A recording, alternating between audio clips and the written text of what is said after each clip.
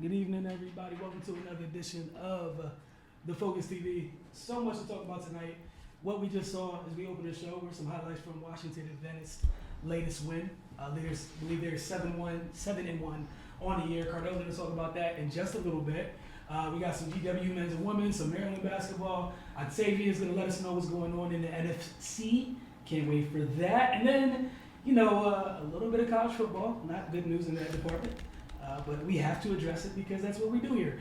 Also, we'll be finishing these up with a rousing rendition of Thanksgiving Rapid Fire, I guess. I don't know if I'm thankful for Rapid Fire quite yet, but sure, let's go ahead and say that we are. But before we get started with college basketball, I just want to congratulate 2019 WNBA champion, Miss Marianne Stanley. Now she's a former member of the Mystic staff. She was announced as the 7th coach of the Indiana Fever in their 20-year history.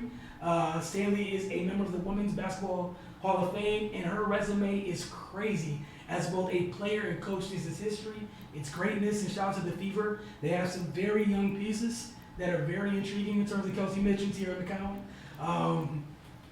And I'm looking forward to see what they do and how they build. Also, Tamika Catchings, former Fever great. She has had her vice president of basketball operations duties expanded, which means now she'll be serving as general manager. So looking forward to see how she does in her new role. If it goes anything like most things she tackles, she will be very good at it. Or, she will get to that point because that's just who Tamika is as a competitor. But Cardell, with the college basketball, GW men's and women's, let's go ahead and get started there. All right, I'm going to start with the men's side. They took a trip down to the Bahamas Showcase. Got off to a rocky start. They lost their first game to UMKC, Kansas City, 74-68, but they bounced back with wins over Evansville, 78-70. For those that may not remember, Evansville is the team that beat Kentucky early in the season. Yeah. And then they finished things off with beating Milwaukee in the 5th place game. Armel Potter finished with 22.7 rebounds and 7 assists in the 66-63 win over Milwaukee. Potter completed the showcase with his 3rd straight 20-plus point performance and received the start in the final game. For the showcase, he averaged 22.3 points per game. He's coming on strong. His first year at GW was last year after transferring, and you could see the shiftiness, the quickness, the skill to be able to get wherever he wanted on the court and make plays and score. But I just think it just took time for him to just find his niche. He was at a lower level D1. Right. I think now he's finding his niche at a higher level because they play the A10 strong. You know what I'm saying? The difference between the A10 and kind of the other high major conferences, they may not have the lottery talent, so to speak, but they have upperclassmen that are NBA prospects that are men that know how to play. So it's not as easy as you may think that you have to come to play. So. With that being said, I think he's finally getting the rhythm and finding his niche, and he's starting to blossom and put everything together. Freshman Jameson Battle also scored in double figures in all 3 games. He picked up his first collegiate double-double with 12 points and 12 rebounds. GW saw a breakout performance. Remember I was saying with Toro out, the bigs they're gonna have to produce. Right. 16-8 Stallings finished with a career best 9 points. And 3 rebounds and 14 minutes off the bench. So that's production that they can use instead of no production. You know what I'm saying? So that will help them as the season progresses. The Colonial shot 36% from deep and 81% from the free throw line. With the win over Milwaukee, GW improved to 3-4 on the season, and they next take on South Carolina this upcoming Sunday at 2 p.m. As for the women's, GW women's, I'll let you talk more about the game with Maryland in a few. Ariel Stevenson came through in the clutch for the Colonial. She knocked down the jumper with 139 left to give them a 2-point lead, 49-47.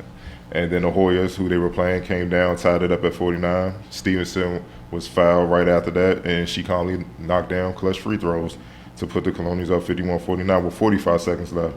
Then after a couple stops, redshirt freshman Mayawa Taiwo closed the game with a layup with 2 seconds to go, and that was all the cushion that they need. That was the game winner right there. Tori Hadu hit her career high, in the 3rd, and finished with a game high 14 points, 3 of 5 threes, and 7 rebounds. Georgetown was led by Brianna Jones, who posted 12 points and 2 rebounds in the loss. GW, now 3-3, returns to the Smith Center December 1st, where they would take on Coppin State at 2 p.m. And I definitely made the trip out to Washington and Venice on Saturday. They're a powerhouse, a local NAIA powerhouse. They beat Howard in that first game of the season, well, second game. Made waves with that. And, like I've always said over the years, Patrick Craig is doing a great job with that program. There's a reason why they have national recognition. And, it continued Saturday. They faced Berkeley College, and they flat out dominated them.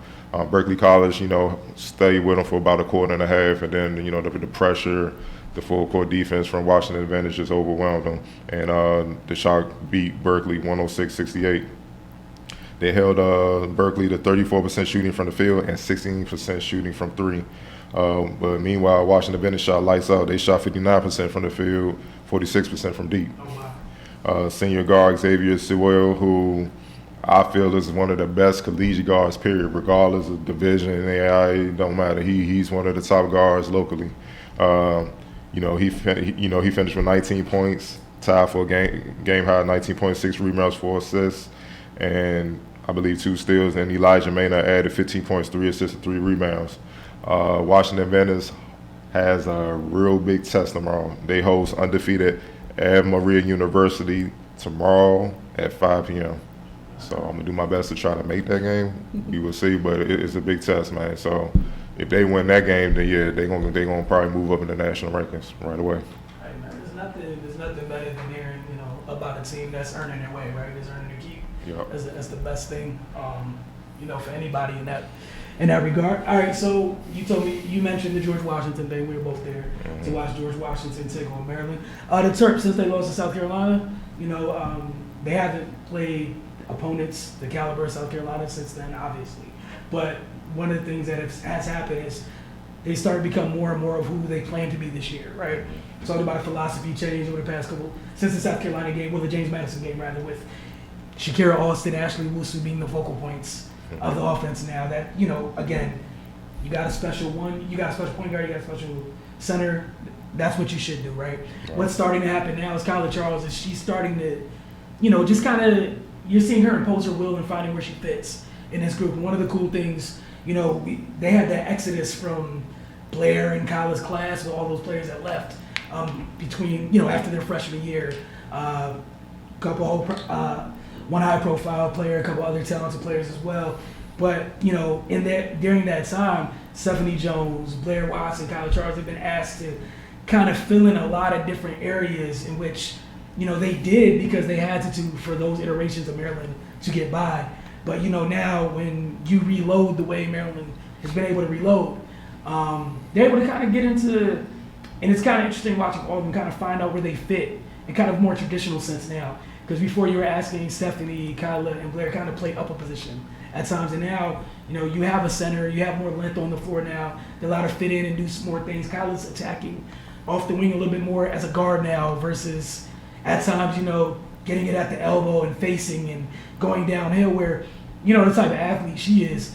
When she has driving lanes to attack now with the center down there and the spacing, that's tough to stop. And one of the things I like is she's getting a chance to display her overall game now. There's so many different ways she can impact the game. And then this defense, I heard about it on media day. We've seen it kind of grow a little bit here and there, but against, the last of those wins, they played Quinnipiac this past Sunday. They won that game 107-52.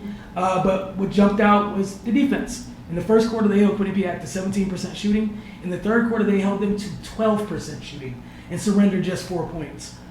To play that type of defense, again, it's easy to get up for games. It's hard all the time. Sometimes where you're overmatched or you have the edge. To stay engaged on at that level defensively, it was good to see. And the biggest thing Brenda mentioned was Blair Watson's importance on the end of the floor.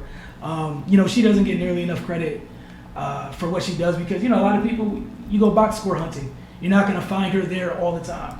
Her, Sarah Vujicic, that's one of those things where they do the little things. They're always where they're supposed to be. Especially, we talk about defense all the time. When you can count on someone being where they're supposed to be on defense, it's priceless. Especially if you get beat, they're switching. It's a switch-heavy defense. You got times where you got Shakira out there on a point guard, which means, the rest of your players, anytime you play, you switch everything we see in the NBA at times. yeah, it's cool to say, hey, let's switch everything, but you got to rebound the basketball. And what happens at that time is you got your wings, you got your guards having to box out bigs at times. And that's the one area Maryland has to improve on as this season goes on, is they're doing a good part of the initial playing defense and switching the communication is really good. They haven't been as dominant a rebounding team as they've been in past years, and a lot of that has to do with this scheme. But I mean, there are times where the smallest person on the floor for Maryland is a 6-foot guard. Yeah.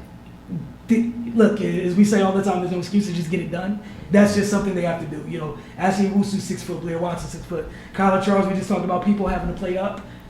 If you having to play up in the post at times, shouldn't be an issue to go rebound. So it's just something, that they're working on. We're going to take a quick break when we get back. We're going to stick with Maryland, but with a different sport. You're watching the Focus TV, and we will be right back.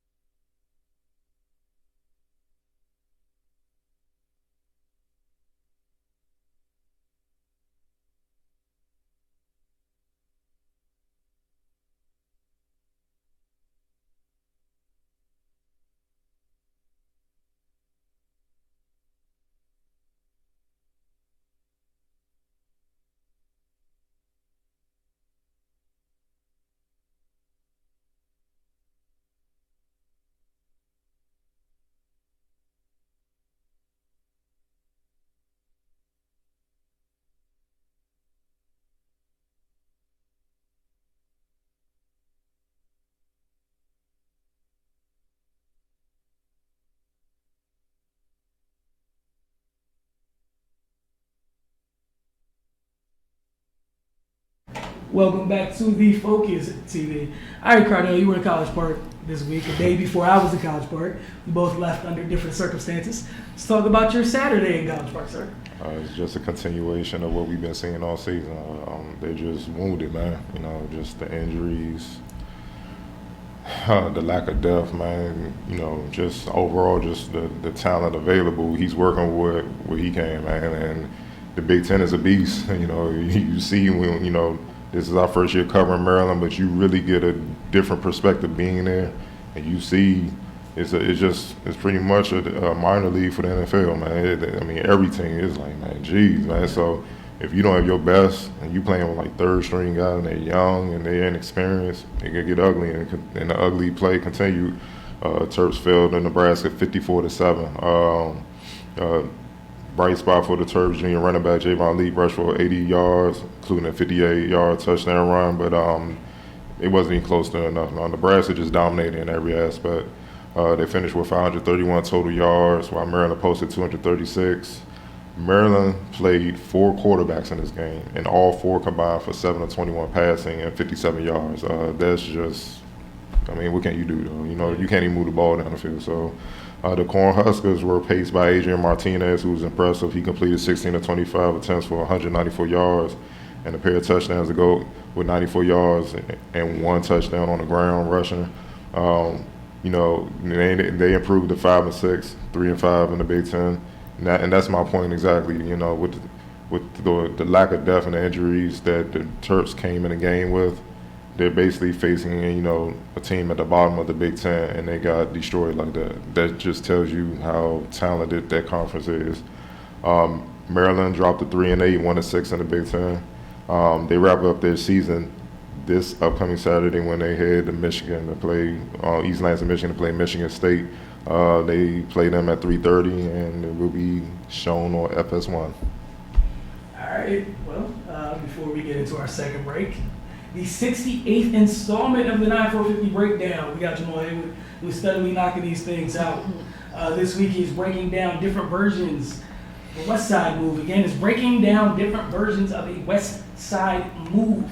See you guys on the other side of the break. You're watching the Focus TV. NFC East when we get back.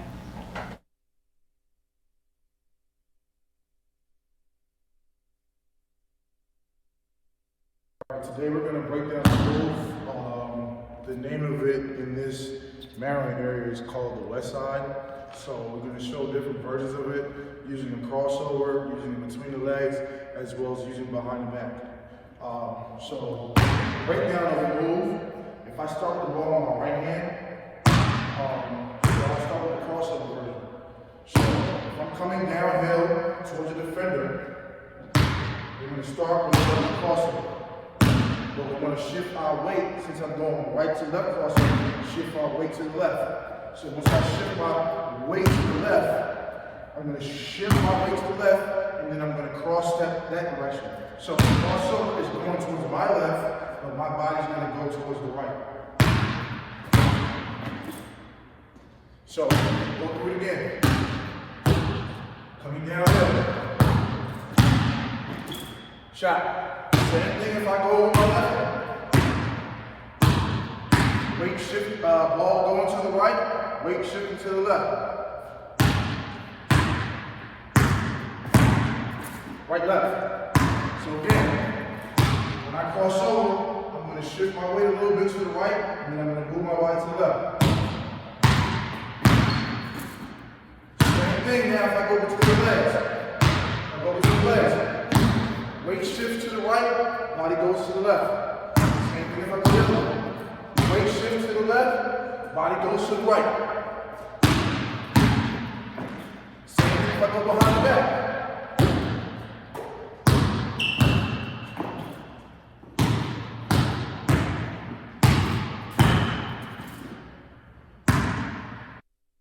Today we're going to break down the move.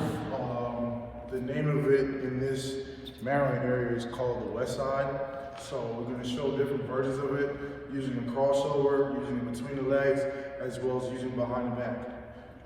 So breakdown of the move. If I start with the ball on my right hand, so I'll start with the crossover version. So if I'm coming downhill towards the defender, we're going to start with the crossover. But we're going to shift our weight, since I'm going right to left crossover, shift our weight to the left. So once I shift my weight to the left, I'm going to shift my weight to the left, and then I'm going to cross step that direction. So the crossover is going towards my left, but my body's going to go towards the right. So go through it again. Coming downhill.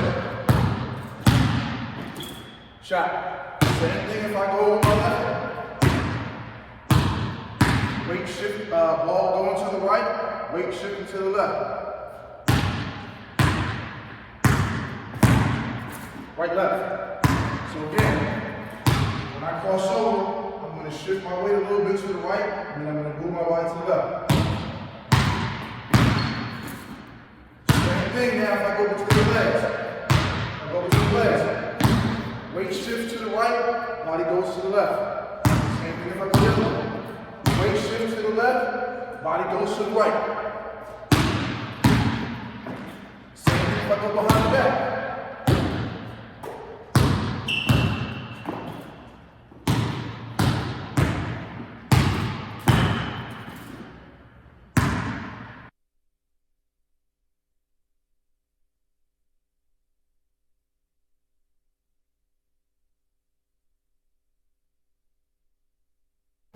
Welcome back to the Focus TV. As always, want to thank Jamal Hayward over at 9450 for these wonderful breakdowns each and every week.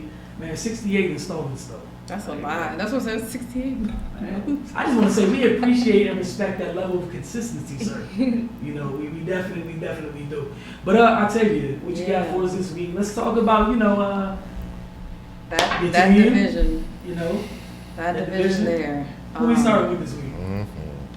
We'll start with the Giants. Okay. The Giants played the Bears this week. The Giants lost to the Bears 14-19. Their next game is going to be against the Packers. Daniel Jones was 21 of 36, 150 yards, 2 touchdowns, 2 carries for 27 yards. Saquon Barkley had 17 carries, 59 yards, 2 receptions for 1 yard. Golden Tate had 3 receptions, 33 yards, 1 touchdown.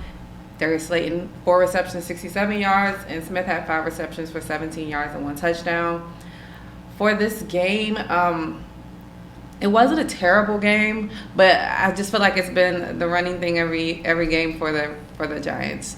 It's just that they can't capitalize when they need to. They had some really good plays, even with their special teams, they were able to pin the Bears down inside their 10-yard line 3 times on punts, where the punter had an average of 51.4 yards net average. Jabril Peppers had a 40-yard punt return to set the Giants up to start a deep drive within the Bears' territory. So they were setting them up, but the offense just could not. They just couldn't punch it in. Now, on the flip side of that, the special teams did cause some of the issues as well. Rojas missed 2 field goals in a game that the Giants lost by 5 points. So you make your field goal kicks, there's a possibility they would have won that game. The first one came due to a bad snap, but, things happen. Yeah, it's been like that all year. They weren't able to capitalize on good field position that they had throughout the game. The defense played well. They were able to pick Mitchell Trubisky off 2 times. Even when they gave them the ball in midfield, there were plenty of opportunities for them, but they just were not able to capitalize on it. Even within the game, Golden Tate suffered a concussion, and Jabril Peppers also suffered a back injury. So to add insult to injury, now 2 of your top players are also injured as well. Like I said, I play the Packers next week. It doesn't get any easier with that because I'm sure Aaron Rodgers is trying to get back to somebody. But I digress. I'll go ahead and jump in with my Eagles. The Eagles played the Seahawks this week. Eagles lost Seahawks 17, Eagles 9. Their next game was against the Dolphins. Carson Wentz was 33 of 45, 256 yards. 1 touchdown, 2 interceptions, 5 carries, 27 yards, and I also believe he had at least 1 fumble, if not 2. I can't think. Sorry. Sanders had 12 carries, 63 yards, 3 receptions for 23 yards, and Zach Ertz had 12 receptions for 91 yards. I feel like I'm in the twilight zone when it comes to this team. A couple weeks ago, the biggest issue with the Eagles were their defense, how healthy they were in the secondary. How healthy they weren't in the secondary. And now the secondary is back. You can see the front 4 are back as well. And they're playing better. The defense is the only reason why the game was as close as it was. The offense did absolutely nothing. Absolutely nothing. Carson Wentz did absolutely nothing but throw inaccurate balls to third-string wide receivers outside of Zach Ertz, who was a tight end. Jordan Matthews came back. He's been released again already. I'm guessing just in preparation for Alshon Jeffrey to return, who has missed the last 2 games. Jordan Howard as well. And the wide receiver they pulled up off of the practice squad, Ward, he actually looked good. And then they want to get Arcega-Whiteside some more reps as well. So in my opinion, that's probably why they let Jordan go again. They just kind of picked him up in the time period of Alshon not being there. Deshaun, of course, is out for the year. It's just bad all around. It doesn't hurt. It doesn't help with all the injuries as well. The offensive line is a mess. Lane Johnson was still out with a concussion. He's hoping to come back this week. Dillard hasn't had to, step in. Vaitai as well. The whole thing is just a mess. So now, instead of focusing on the defense, we need to focus on the offense. Carson needs to wake back up. I don't know what's happening because although some of the passes during the game, some of the wide receivers should have caught, but a lot of his passes were inaccurate and it was hard for them to catch. And I did mention that Alshon Jeffrey was out and Nelson Aguilar was also out as well. So, we're already really thin at wide receiver as it is, and for those 2 to be out, it kind of just killed us. So hopefully they can get back on track this week against the Dolphins. If we lose to the Dolphins, y'all can put me on suicide watch because I will not be here. Okay. Oh, go ahead. Yeah. If we lose to the Dolphins, don't call me. Don't text me. I will see y'all in the new year. All of December. All December. I can't take it, y'all. If y'all could have saw me during this game, I couldn't take it. All of December. All just 2020. If we lose to the Dolphins. Now you gonna have me watching that game. I wasn't gonna watch it. If we lose to the Dolphins, next on the show. Just real quick, I want to say I commend you for calling out Carson for his inaccuracy. Oh yeah. A lot of people, a lot of your little Eagle fans. Yeah. Some wonderful people on the good old. No, he's been inaccurate. Now I'm not saying that he doesn't have his full repertoire of wide receivers. Yes, but that does not stop you from making accurate passes. If you're making accurate passes and they're not catching it, that's a different story. Right. And don't get me wrong, it's a mix of both. But you're still the quarterback. You need to put the ball where they could possibly get it, and then if they don't catch it, that's on them. But you're the leader. you're supposed to be the one that is on your P's and Q's at all times. So I will never cut anybody any slack that's not playing well. And the funny thing to me about the whole situation as well is I recently joined a Facebook group for Eagle fans, and I recently had to remove myself from it. It's too much. I hate wins. We need foes. I hate foes. I want wins, but I just can't take it. It's like, watch the team. These are the players that we have, and live. I can't take it. So I removed myself from that situation. Moving on, the hometown Redskins, the only team that won in the NFC East this week, guys. One more time for everybody. The only team that won in the NFC East this week. The Redskins played the Lions. Redskins were victorious, 19 for the Redskins and 16 for the Lions. The Redskins' next game was going to be against the Panthers. Dwayne Haskins was 13 of 29, 156 yards, 1 interception, 3 carries for 28 yards. Darius Geis had 10 carries for 32 yards. McLaurin had 5 receptions for 72 yards. Harmon had 3 receptions for 43 yards. I don't know if it was because the tickets was so low that maybe the Redskins was a little embarrassed and they was like, we gotta come out here and do something, because they actually played a pretty good game. It wasn't a stellar game, but it gives Redskins fans, in my opinion, hope for the future, that you can see these younger players develop into great players going forward. Haskins, although I still think that for most of the year he's been okay. I haven't seen him have a great, outstanding, great game yet, but I still think that he's young and he's still trying to get used to where he is at this point. But I do think he needs to pick it up a little bit. Washington held a 10-point lead in the half. They scored 13 points in the first 2 quarters, which is their highest total in the first half since playing the Eagles when they scored 20. And also they were able to come back in the late of the game. They were leading in the fourth quarter, but then they lost the lead, and then back-to-back field goals from Destin Hopkins, who also gave the Washington a 3-point lead late, and the defense held on to win for the Redskins. So definitely congratulations to them. The only downside I see for them is the mess of your seeding, because at this point the season is a little it could change your little seed in the draft, but a win is a win, and I think they should be proud of them winning this week, especially against a Lions team that is not horrible. They've had their great games this year, but a win is a win. You go out there and you play the opponent that's in front of you, and you do what you're supposed to do, and they did this week, and they got the win. Last but not least, the Cowboys played the Patriots. The Cowboys lost to the Patriots. Cowboys 9, Patriots 13.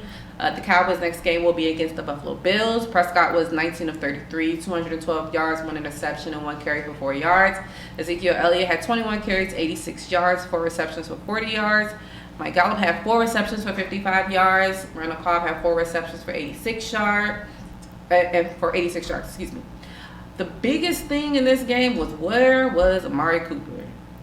I know. Can I answer? Yes, please. He was on Gilmore Island. Yes, he was. Nobody heard a peep from him. He was only targeted 2 times. The first one he dropped in. The second one he actually caught for a 13-yard reception, but it was nullified by a penalty.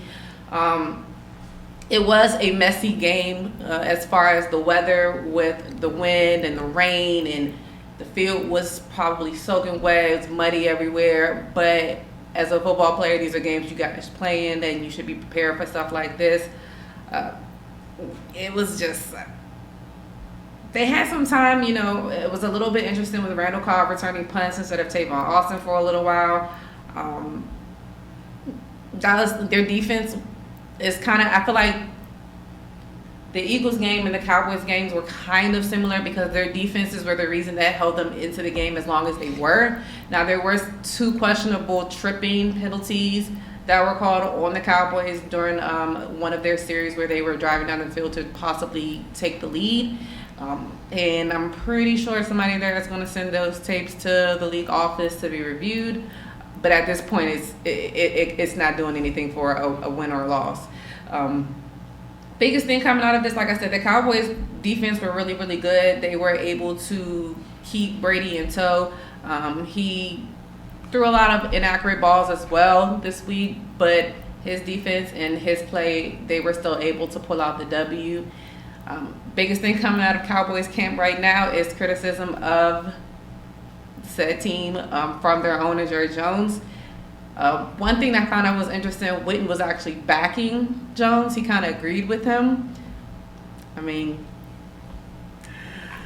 you got to pick your poison. You want to have your teammates back or your owners back. I don't know. I probably would have just stayed quiet. But I guess that's not who Witten is at this point. But we all know that Jason Garrett is in the final year of his however long contract, because I feel like he's been there for 25,000 years, but I believe it's 10 years. And they have not reached an agreement for him to continue at this point. And the reports are saying that they have put the coaching staff on notice, but they have not made any final decisions going forward. So that is definitely something to keep an eye on as the season progresses. And it doesn't get any easier for them as well, going against the 9-3 Bills. Another big thing that and it's hard to say because a lot of times you hear noise like this, it's coming from not their fans, but people that just don't like them. And although what they're saying is true, it's just the connotation and the tone of it is like, okay, guys, we get it. But the Cowboys have not, quote unquote, beat a good team this year, is what a lot of people are saying. So for them to kind of be able to shut the naysayers up at this point, it would behoove them to go out and win this game. I hope they lose and we win so we kind of get a little bit closer. But like I said, if we lose to the Dolphins, I won't be here next week. There will be no NFC East segment, guys. So watch the games. You just go ahead and cancel the whole segment. The whole segment is done because the NFC East is driving me crazy. She said 2020 though. Yeah, I see y'all next year. She said I'll be back in 2020 though. All right, man. I know rapid fire is here. What you got for us, man? Before we get started, rapid fire, shameless plug it over finalsbank.com, mymonosports.com as always, because we can do that several times this show. All day long. Go ahead. Uh-oh, he got a smile on his face. I don't know how I feel about this. Man, people don't understand the level of petty in this building at times. Carmelo. Oh, that's where it started? I can smile now. Go ahead. He just said, he said this ain't no damn farewell tour. After the win last night over the Bulls. He said, my love for the game don't stop. I don't know where this farewell tour thing came from. I've never talked about a farewell tour. I know what I can do, and I believe in myself. When a farewell tour comes, it comes. That's not something I'm thinking about. I'm not thinking about retiring right now. I had thought about it during this past stretch over the summer, but ain't no retiring in my mind. I believe in what I have left. So Octavia, do you believe in what he has left? I do. I've always believed in him. We're going to get any different answer there. I have always believed in him, but I'm really happy that he's able to show this at this point. I feel like it's really, really important. Well, not really, really important, but I think it's good for his mind frame and his mindset. Not saying that I know exactly how he's felt over these past year with everything that's been going on, that's been said about him, personal and sports wise. For him to still be able to come out and perform, I think is a great feat for him. I hope he continues to prove everybody wrong and continue to ball out, because that's all he's done in these past 3-4 games that he's played, and he's showing that he has not stopped. And being able to pass Alex English on the all-time scoring list this past game, and watching the game, like, he looks like old Melo to me. Like, I can see the swag. I feel like he's smaller, like, as far as his stature. Like, I feel like he's more in shape, because there were those years where he kind of teetered on being a little bit on the heavy side, and I feel like he's in great shape. He's back, and I'm glad he's with the Blazers. If I didn't tell you guys this last week, I'm an official Blazers fan. So, and although that is true that I'm now an official Blazers fan, I have always liked the Blazers because I'm a Dame fan. Thank you. This is the one. Thank one you. part of this I will co-sign. Thank you. That she has been consistent in the fact that her I have backup talked team- about Dame I've been a Dame fan, and I'm glad that it's all working out. I'm happy for him because it was something where, like,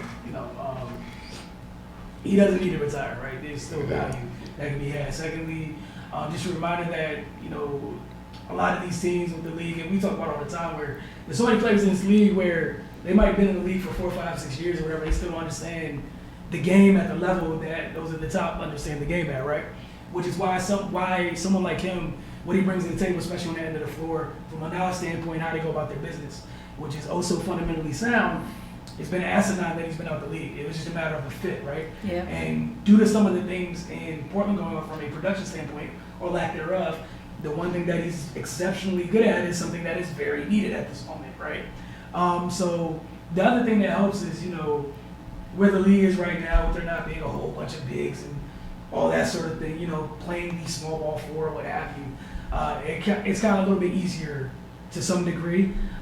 Again, congrats to passing out his English, but, you know, to me, it's not really too much to talk about. Like, it's somebody who shouldn't really have been out of the league to the point where people were talking. It was just more kind of about accepting a role type thing, and like some other situations, we saw a lot of stuff where people were speaking up for people instead of the person they were talking about. Exactly. But I like the fit in Portland, and like we said several times, you know, we just hope that is one of those things where, you know, should something go, you know, every team goes through their ebb and flows, that we don't do the whole Houston scapegoat thing here because someone doesn't properly know how to utilize what they went out to go get. But go ahead. I mean, yeah, I mean, he's a professional scorer, you know. And one thing even about Melo, even going back to when I first met him when we played in camp, our sophomore years, all the way up to the league, when I know he's in his bag, it's when he's smiling. Like, if you notice, when he's really hooping, he smiles. It's not like a disrespectful smile to the opponent. He just loving what he's doing. And I saw that last night. He's like a kid now. That time away made him appreciate the game again. And part of it is his fault. You know, like, you know, I remember the press conference with OKC, and they asked him would he be comfortable coming off the bench. And he was like, yo, P, they talking about me coming off the bench. That soundbite scared a lot of teams once stuff went, like, see, man, you know what I'm saying? And I know for a fact, I have friends that scout in the league, and they told me the same thing that they've telling other media people. They just say, look, teams know what he could bring, but they wasn't sure if they would want to deal with that media storm, you know, because of his stature in the game, like coming, and then he coming off the bench, or if he ain't played, every game we got to answer, man, why didn't Melo play, or why didn't he only play this amount of minutes, when they didn't want to deal with that. But then comes the Blazers, and they in desperate need of somebody to come in and produce from the forward spot. He's perfect for it. When does he average? 16 and 5. You know, his field goal percentage gonna get up as his legs get in there, but he's shooting a dang near career high from three, almost 40%. So he's keeping people honest. And like with Dame or with CJ, what they could do in the in between and pick and roll sets and everything, all he gotta do is just pop out, do what he does. It's a match made in heaven, man. Like that was one of the teams when we talked about if he came back, I was like, yo, Portland would be a good fit because they need somebody to do that. So. I think his first game with Dame and CJ was last night. So I'm excited to see how if they can get some momentum going with all three of them, and just be him, do what he does best, score. You know what I'm saying? And like you said, the knowledge that he has, nobody on that team had, not even Dame enough. You know what I'm saying? Like it's just it's some. I know the league, the powers that be are, you know, they try to force veterans out to bring in young players and stuff like that, because I guess in a sense you get more bang for your buck in a sense. You know what I'm saying? You know, the veteran guys, you don't know how much. That's what they feel. Yeah. But veteran leadership is needed. You know what I'm saying? Because these kids don't know what they're doing. They're trying to figure it out, and there's no one to teach them. Then you wonder why they're struggling.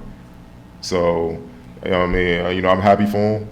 And I just want to see if they can string along some wins, man, get this thing, get the Blazers back on track with what they trying to do, and, you know, just have fun and do what he does, man. Simple as that. Yep. Joel Embiid had a rough night against the Raptors last night. He went scoreless for the first time in his NBA career against 34-year-old Marc Gasol.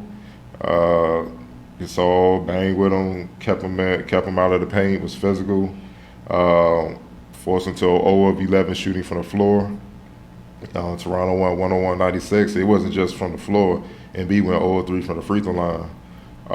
It was the fourth game in 6 nights for the Sixers. You know, some people were saying this is legs and stuff like that. I mean, when you supposedly got MVP caliber talent, you're not supposed to go scoreless. Gasol was smart with it. He kept him out in the mid-range. He forced him in areas where he wasn't comfortable, which is what you're supposed to do on defense, you know. But a lot of people think defense is just running around playing hard, you know what I'm saying? It's not a science to it. As far as Embiid, what do you think? Is it a big deal, or is it not much of a big deal? I think it's a little bit of both. I don't think it's a big deal for somebody to have a bad game. I think it's a big deal for somebody to have a bad game and not score. Mm-hmm. And at this quote unquote caliber of a player.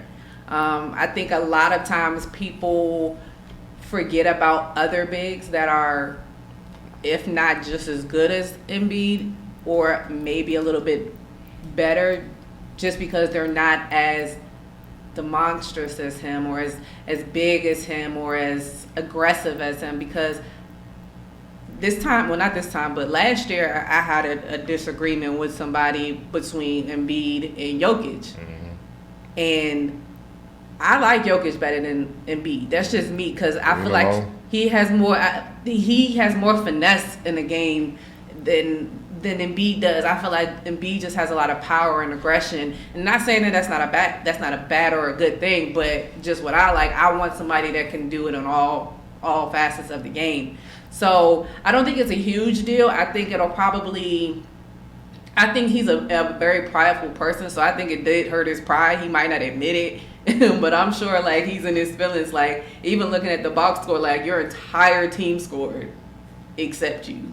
You lost by 5, so you're the reason that they lost against the defending champs. Yes, and this was and any time you play against the defending champs, it should be a statement game. Like at some point, like I understand we're still in the beginning stages of the season and everything, but you only get so many times throughout the season to play against them. So this was the game you should have shown up, and to not do that, I think is a bigger deal than, not to show up at all is a big deal. But I think he'll bounce back from it, because I do think he's still a great player. I'm just interested to see how and when he does. It's a big deal to me. It's a really big deal. Just because for where this team wants to go, where they were last year, a lot of Philly people felt like, this Kawhi shot not bounced in or whatever, they were going to make a run, yada, yada, yada, all that good stuff, fun times. The other thing reminded me of, he used to struggle with his new teammate, Al Horford. He used to struggle to score Al Horford. And reading, I think this article Michael Lee wrote in Athletic like maybe a week or two ago, it was talking about, they started talking about other centers from Africa and things of that nature with Mutombo and Dream. And one of the things that really stood out to me was Embiid talking about him having a lot of moves or whatever and not knowing when to use them, right? So I love that you brought up Jokic, which is somebody where there's a lot of things people would pick at his game about how he looks and things like that or whatever, but he knows exactly what he is and when to use what move and when. Yep. And has counters on counters on counters. He's rarely ever sped up or taken away from him doing what he wants to do. He seems to always play at his pace, right? Mm-hmm. With something where Embiid this is where it is, like Cardell said, if you're going to have MVP level candidate, have those type of aspirations, right? This is unacceptable. Yeah. All right. Then secondly, and this is something that's shown its ugly head a couple times now. You're a center. You know people, and again going back on this thing, and it's not his fault, but people start throwing names like Dream around and things like this, and again it's really disrespectful when you talk about someone who literally doesn't know what to do, on a low block when he can't bully him, right? So your counters and all those other things that people love when it's against a smaller player or just a lesser player that works. A 30, again, going back to this knowledge thing we were just talking about with Carmelo. Mm-hmm. It's just knowledge with Gasol. You've seen better post players in terms of people who know what to do down there. That's light work. There's a problem with Embiid. He needs to figure that out. I mean, bottom line, when it comes to young players, he has to, when you're trying to develop as a young player, it's more than just skill and athleticism and stuff. You have to really study the game, and you have to pick your spots. You have to know what spots. You have to understand what different defensive schemes and understand, all right, these moves will work when they're trying to do that. These moves won't. You sent me the article, and when he said he didn't understand, I kind of laughed because I'm just like, yeah, I see that in a lot of players. They don't even understand. It's just, you see it with the training epidemic right now. They teach you a move, and it look fancy as hell. But my thing is, okay, so now explain when that kid's supposed to use that move. And that's how you can really test a trainer. I'm dead ass serious. Like, if you talk to a trainer and they teach you a move, all right, cool. So when should I apply this and why should I apply this? If they can't answer it, then that tells you it's BS. You see what I'm saying? For the fact that he has all those moves and he don't really know how to utilize it, that's a scary thing, because it's just like, man, you well into your career, you don't know how to really play. And that's part of the youth thing where I'm like, man, y'all putting too much stock. Y'all looking at the talent and not looking at the know-how. And against better teams, they're going to exploit that, just like the Raptors did last year when they beat them and stuff like that. Bottom line, when it comes to Embiid, his numbers are down across the board this season. I don't know what's going on. I don't know if it's fatigue. I don't know if he's hurt and they're not saying it. Last year, he averaged 27, 13 rebounds, 3 assists, almost 2 blocks. This year, he's averaging 21 points, 11 rebounds, under 3 assists, but the shooting percentage. Last year, he shot 48% from the field. This year, he's shooting 45. His three-point percentage is a little better. He's shooting 32 this year compared to 30 last year. Free throw percentage. Last year, he shot 80, but now this year, he's shooting 76. But he's taking 3 less attempts from the free throw line, which tells me he's not attacking. Yep. He's settling. And to have a point differential of 6 points from last season, that's not a good look, man. Especially when y'all trying to, he brought in Al Horford for y'all to get over the hump. And y'all got to deal with the Raptors, the biggest team in the East and stuff like that. If y'all do get to the finals, y'all got to deal with one of the LAs or somebody like that. You want to deal with a big. And the fact that he's struggling like that, it has to be addressed. And then really, let's just keep it what it is. He struggles with centers he can't bully physically. When they can stand their ground and all that and make him have to think the game, because that's not going to work, that's when he gets in trouble. And that's what happens with a lot of young players. When you make them have to think the game, they panic. They don't know what to do. It's sensory overload. Exactly. And then you start pressing and forcing things and stuff, which shakes the team out. You get frustrated. Man, look, that's when it comes back to the film study. What are you doing? You know what I'm saying? And sometimes it's mental. It's not skills, not talent, not athleticism.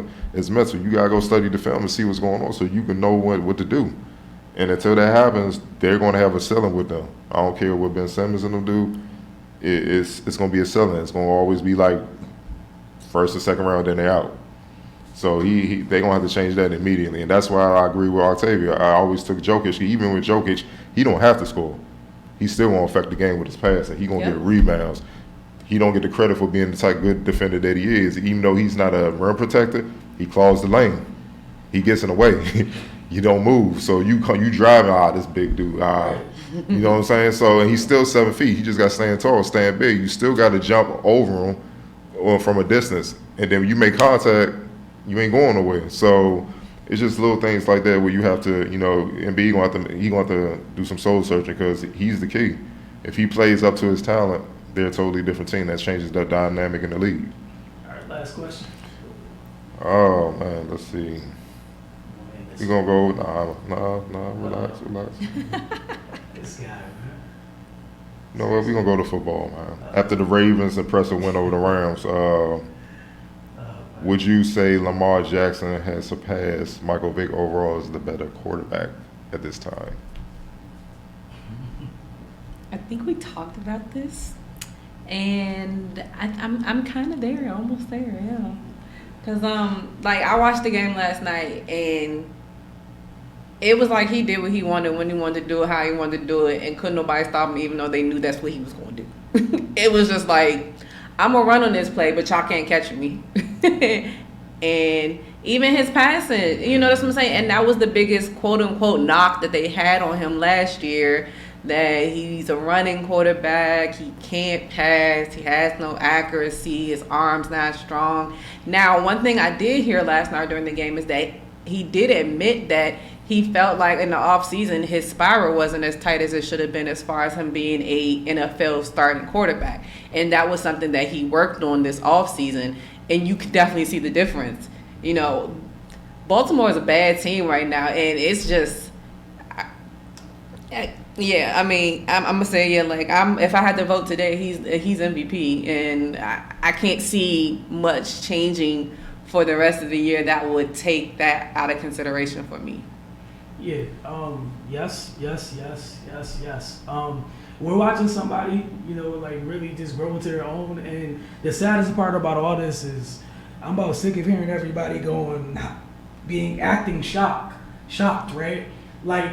He didn't just do the same stuff at Louisville. And Octavia, I love that you brought that up. All I took from last night was, everyone was going crazy last year. He said, he had to get used to throwing in NFL football. Cool. Experience. And that happens with reps. Yep. So you spend it. And the other thing, like we talked, Cardell, I believe you brought this up a couple weeks ago when we kind of highlighted this. Talking about, one of the in terms of the differences between him and Michael, and what separates him is, that this is honed in.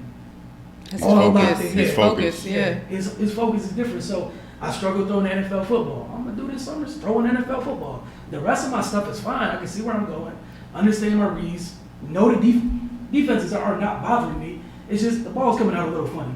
Cool, like you said last night. Now that thing's coming out like that, it's perfect. Look, it's an ultimate weapon. You don't know what to do, and it's great watching. Talk about people that change things. Watching the quarterback position get to a different place right now, and that's where we're at. That's the market right now. And everybody else, like, we're gonna just have to hold on until somebody figures it out or comes up with something. But looking at around the league, ain't nobody figured out nothing yet. No, not yet. And I don't see it happening anytime soon. Like, you're not something you could do. And it's just fun to watch. But go ahead. And coming into the game, Aaron Donald said they had a special scheme waiting for him. They're going to slow him down. They're going to box him in. Where was it at? No. So he's the reigning NFL Defensive Player of the Year, right? My man only had one tackle. I believe it came in like the fourth quarter. I'm about to say, because at one point I remember listening, it was like he hasn't had any tackles yet. Yeah. So, and I think I turned the game off when they scored 45, and I was like, all right, guys, And I'm on bed. then Jalen Ramsey, one of the top cornerbacks in the league, is at cornerback. Lamar Jackson went 15 to 20. 169 yards, but he had 5 touchdowns, which means he was surgical with it. I mean, you when they showed the replays, it was just after he just snapping them things, throwing his sidearms. It was just, the defense had no chance, man. And these are 2 all-pro elite players that's supposed to disrupt things. One of them by themselves can disrupt the whole team. Both of them on the same field, and they looked like they were JV in high school. He made them look that bad. Like you said, I got to say, and Michael Vick, my guy, man. And that's the most disappointing thing about Michael Vick was when all this stuff hit the fan, he just kind of matured. He just admitted, man, coach gave me the playbook, I threw it in the trash. Little stuff like that, you could tell Lamar not doing that. He taking it for real. Like he's devouring everything because he wants to be the best that ever did it, and it shows, man. And it's scary. The thing is, I don't think you can stop him. You got to stop the people around him, slow them down. Then you might got a chance to beat him, but you're not stopping him. He could do too many things. He's just the way he rushed, the accuracy in his passing. What can you take away? But like you said, I think that's literally the biggest thing you brought up is you have to take everything else away, right? And looking at the Rams, you mentioned those 2 special players. 11 people play defense. The other 9 wasn't there neither. I mean, none of them were. Like let's keep it. None of them were. Yeah, and this it was is bad from the jump too. I was mad when Aaron even opened his mouth because my biggest thing is no disrespect to you. As great as you are, there's this thing, just physics or whatever, right? Like you're 6'1", right? And I know you are a beast, but if they just double team you, there's nothing you can do about it after that. That's what they did. They double teamed you and you were done. For 4 quarters, you did nothing but watch him run, pass, and do anything else he wanted to do. That was it. And sometimes you just gotta tip your cap. And so all those that and we already started seeing all the people change their stories. And I love the internet because stuff lasts forever. Y'all said everything y'all said, and now all of a sudden people are trying to walk it back. Don't walk it back. Because don't do that. that's ego. That's easier to do than saying I was wrong. But this is the wonderful thing about it is as we look across the league, obviously a lot of y'all don't understand what you're looking at because the quarterbacks that are messing up the league right now didn't go top 5. That is a great point. You know what I'm saying? Like the dudes that are messing up this NFL right now that are taking us to where we are going in this league, right? They didn't go top 5. I think the highest one was Deshaun Watson. I was about to say because the top 5 because they don't do nothing that I can think of. Right, and then we're watching I know everybody loves the pocket quarterbacks, whatever. Man, that's dead. It's done. We're done here. We're done here. Like you said, if you sit back there, it's a wrap. People have changed. People evolve. There are 300-pound linemen nowadays that have 6-packs. This ain't the 80s and 90s, okay? No, I'm dead serious. You are, but you right. You right. So look, I'm looking at some defense. Look at the Ravens defensive line, right? You got a couple dudes with bellies. Outside of that, they're moving. The Niners defensive line, the fat dudes ain't fat. anymore. This isn't the old NFL. But the quarterbacks, the people that run 5.2s, 5.1s, 5 whatever, if you can't get out the pocket, man, nobody worried about you. Yeah. You just gotta strap the wide receivers and tight ends, and you good. And you got people now. I'm sorry, you got teams where people play down when they take linebackers off the field. What are those quarterbacks that can't move doing now? You sitting ducks. They put even more faster people on the field. Mm-hmm. Nobody got time for that stuff, man. But you know, things happen for a reason, and it's one of those things where all the people that felt a certain type of way. Revolution is here in terms of that position. It's here. There's nothing you can do about it. And I'm gonna give the Ravens credit. Harbaugh and all those guys putting a system in where he could thrive instead of trying to make him something he's not, which is what a lot of coaches do. Is my system. No, you gotta recognize when you got a certain type of talent and adjust that system. You gotta adapt, man. And I see a lot of coaches mess players up, trying to fit, in a sense, a square in a circle shape. It doesn't work. And he let him rock. He let him maximize all his talents. He drafted pieces around him because after a year he understood what he had. He drafted pieces around him, and it's just getting ugly, though. And I like what they're doing. They're focused, man. Like I said, the only way to beat the Ravens, you gotta take away the pieces around them. Maybe take away the wide receivers, take away Brown or something like that. And you definitely got to put points up. You know what I'm saying? But their defense is a beast. So I mean. And the other thing to throw on top of that is like it's cool saying to take that other stuff away, but I don't think a lot of teams have the team speed necessary to do the things that you just asked. You know what I'm saying? So like that's the problem because the NFL is a copycat league, but when somebody jumps ahead, people, especially in this regard, because as it pertains to that good old quarterback position, people are going to be behind for quite a while, right? So. And you can say you can hit them, but I know the defensive linemen are scared. Who? No. They're scared. They're scared because even if they break through and get to him, they scared he gonna run around them, and then it look bad on film. So you can see it even against the Rams. They're rushing they're just trying to contain the dude. Yeah. You know what I'm saying? So, and it's just a matter of time before one of them just become undisciplined and try to take the wrong lane or something, and the wrong path, and it's a wrap. All right, let me go back. And like with the Rams, they were just scared. Nobody wanted to be the first person to engage him. And like that's the other thing. It's like, you might look stupid, but you have the object is to get him down, right? Mm-hmm. Someone got to take the L and miss. But they were scared to even shoot their gun to tackle him. But it's just fun watching somebody, and this is just year two. Somebody kind of coming in full control of their talents. Cardell, we talk about all the time, no matter the sport, as you said about building around someone. But again, that's understanding, identifying a player's strengths. Mm-hmm. Instead of taking all the time that people do these days, being so negative about everything somebody can't do, going, look at everything they can do. But that's across all sports. Yeah. They'll point out what you can do, and I get tired of that. I'm like, all right, but I see what he can do, though. So if he's willing to work, the stuff he can do, he eventually be able to do. Then he's a complete player. So let me deal with him. Y'all can leave him. Y'all can be like, I don't want him. Okay, that's fine, but you gonna regret it down the line. It's no different, man. It's just people, especially these days, people just look for anything they don't like. It's the same in basketball. You look at Luka Doncic, man. International white boy. That white boy cold. Yeah, he is. He cold. He averaging triple dub, and he only 20. So it's ugly out. It's real out here. So I love what I'm seeing, man. I just want him to stay healthy and stay focused because the thing for him, win bowls. Because that's the stamp. Once you win bowls, then the league just gonna be out there looking for other Lamar Jackson. Just like with Steph Curry. Once he broke through and won that chip, changed the rules and everything. They looking for point guards that shoot in range, all 3-point shooting. That's all it is, man. It's just a copycat league, man. You're right, man. And thanks for bringing up Lamar so I can enjoy my stressful Sunday. Trying to watch the team I root for. Don't worry, my Sunday gonna be stressful too. Why? Play the Dolphins. Damn, you that damn. You play a relegation NFL team. Ain't nobody tripping off that.